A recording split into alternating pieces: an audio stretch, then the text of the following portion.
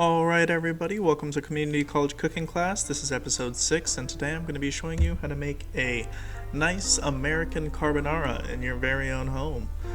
First things first, we're going to process our cheese. Here I'm just using regular shredded Parmesan cheese. You can grate your own if you have a grater and a wheel of fresh Parmesan. However, grocery outlet Bargain Market had bagged cheese, so with bagged cheese I went and I just made it finer in a food processor. As long as the Parmesan is fine enough and not the pre-grated stuff, you should be fine.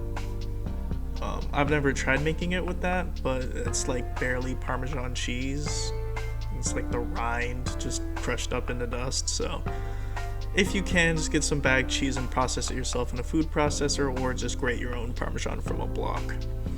After we get the cheese grated, we're going to go ahead and add the yolks of 5 eggs. Sounded like a witch's brew potion right there. The yolk of 5 eggs, but yes, just carefully remove the yolk. Put it in the mixture with the cheese. If you want it a little bit more saucy, I recommend doing 4 yolks and 1 whole egg, but here I think I did end up going with just 5 yolks. Don't forget to wash your hands after handling raw eggs, very important. Very important, crucial, and necessary step for people working in any kitchen. Be it your own or the one of your employer. After we got our egg and cheese mixture, we're going to go ahead and add a whole bunch of black pepper. Carbonara should have a lot of black pepper. It should be very peppery. So just pour a healthy amount in there and get to mixing. You want this all to combine to form like a shaggy cheese dough. I don't know how else to describe it, but I feel like that's pretty good. Here we're going to use my knife to cut up some bacon. We don't have guanciale, I'm sorry, we're American, so we just use bacon. I'm sure if you are Italian American and have access to an Italian deli, then get yourself some guanciale. But if you were all those things, then you wouldn't be watching a video of how to make American carbonara on YouTube. You would already know how. So for us Americans, we're going to stick to bacon and keep the fancy stuff to those Italians.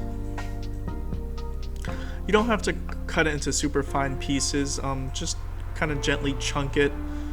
And then what we're going to do is we're going to throw this into a pan to render down and become really crispy.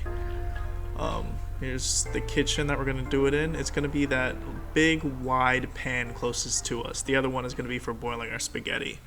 Don't forget to add a little bit of that sea salt, kosher salt in this case, not sea salt.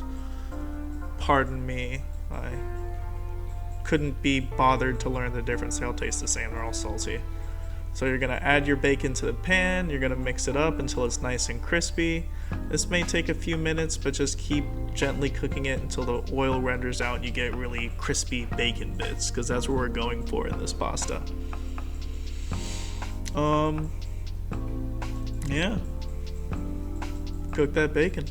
Let it fry for a long time. That's me putting on the exhaust fan. Just to make sure the smoke doesn't set off the alarm in the middle of the night.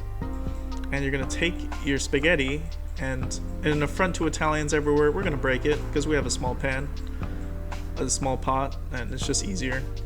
Yeah, you get little spaghetti crumbs everywhere, but it fits in your pot. So we're just aiming to make the Italians angry in this video, I guess. I mean, the carbonara tastes good, and that's all that matters, so this is the recipe that I made after years of cooking this. Here, after cooking for a few minutes, we're going to transfer the crispy bacon into a paper towel lined bowl.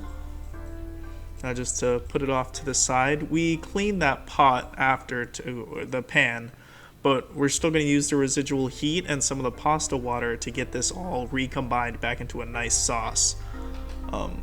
And yeah, in between we do clean that pot, but just wipe it over with a wet paper towel and it should be fine. So we have bacon, we have starch water from the pasta, we have the egg and cheese mixture with plenty of black pepper in it, and we have noodles.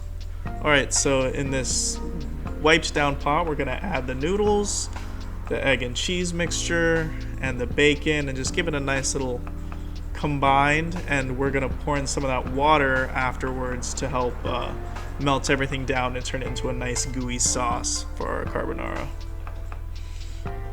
You always want to use the leftover heat from the pan. You shouldn't, all the burners should be off at this step. You don't want to get scrambled eggs. You want like a nice creamy sauce. So yeah, just mix it in a little bit, and then I'm getting bacon everywhere over the countertop. This way you clean your countertops before you cook, people. In case something falls, you can put it back in. I know bacon's not terribly expensive, but it's expensive enough. But yeah, that's how you make a nice, creamy, gorgeous carbonara. Thanks for watching.